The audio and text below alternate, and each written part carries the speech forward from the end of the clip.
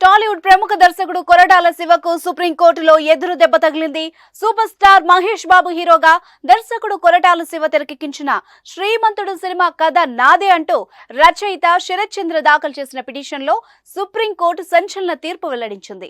Koratala శివపై criminal చర్యలు తీసుకోవాలంటూ దేశ అత్యున్నత న్యాయస్థానం ఆదేశాలు జారీ చేసింది.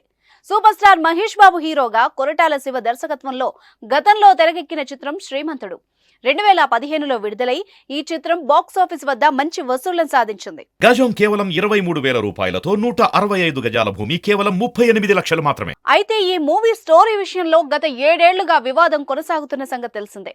తాజాగా ఇప్పుడు ఇదే విషయంలో సుప్రీంకోర్టులోనూ దర్శకుడు కొరటాల శివకు చుక్కెదురైంది. స్థానిక కోర్టు ఇచ్చిన ఉత్తర్వుల ప్రకారం క్రిమినల్ కేసును ఎదుర్కోవాల్సిందేనని సుప్రీంకోర్టు స్పష్టం చేసింది. శ్రీమంతుడు కథను స్వాతి పత్రికలో ప్రచురించిన కథ ఆధారంగా కాపీ చేశారంటూ రచయిత శరత్ చంద్ర గతంలో హైదరాబాద్ నాంపల్లి కోర్టులో పిటిషన్ వేశారు. ఆయన పిటిషన్పై విచారణ చేసిన న్యాయస్థానం దర్శకుడు కొరటాల శివపై క్రిమినల్ చర్యలు తీసుకోవాలని ఆదేశించింది. దీంతో నాంపల్లి కోర్టు ఇచ్చిన ఆదేశాలను సవాల్ చేస్తూ కొరటాల తెలంగాణ హైకోర్టును ఆశ్రయించారు. ఆ తర్వాత మళ్లీ శ్రీమంతుడు కథను కాపీ కొట్టారంటూ ఉన్న ఆధారాలని రచయిత శరత్ చంద్ర కోర్టుకు సమర్పించారు. అవి నిజమేనని నిర్ధారిస్తూ రచయితల సంఘం కూడా నివేదిక ఇచ్చింది.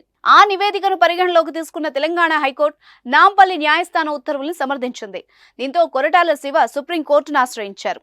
ఆయన దాఖలు చేసిన పిటిషన్ పై జస్టిస్ హృషికేశ్ రాయ్, జస్టిస్ ప్రశాంత్ కుమార్ మిశ్రాలతో కూడిన ధర్మాసనం విచారణ జరిపించింది. సినిమా రిలీజ్ అయిన 8 నెలల తర్వాత రచయిత శరత్ చంద్ర కోర్టును ఆశ్రయించారని, హైకోర్టు స్థానిక కోర్టు తమ వాదనలు ఎక్కడా పరిగణలోకి తీసుకోలేదని కొరటాల తరపున సీనియర్ న్యాయవాది నిరంజన్ రెడ్డి వాదనలు వినిపించారు. అయితే రచయితల సంఘం నివేదిక ఆధారంగా స్థానిక కోర్టు నిర్ణయం తీసుకుందని, తీర్పులో స్పష్టమైన అంశాలున్నాయని సుప్రీం ధర్మాసనం పేర్కొంది.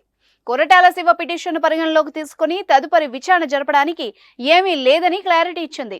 పిటిషన్ డిస్మిస్ చేయమంటారా లేక మీరే వెనక్కి తీసుకుంటారా అని న్యాయవాది నిరంజన్ రెడ్డిని కోర్టు ప్రశ్నించింది. దీంతో తామే పిటిషన్ వెనక్కి తీసుకుంటామని చెప్పడం వల్ల అందుకు అనుమతినిచ్చింది.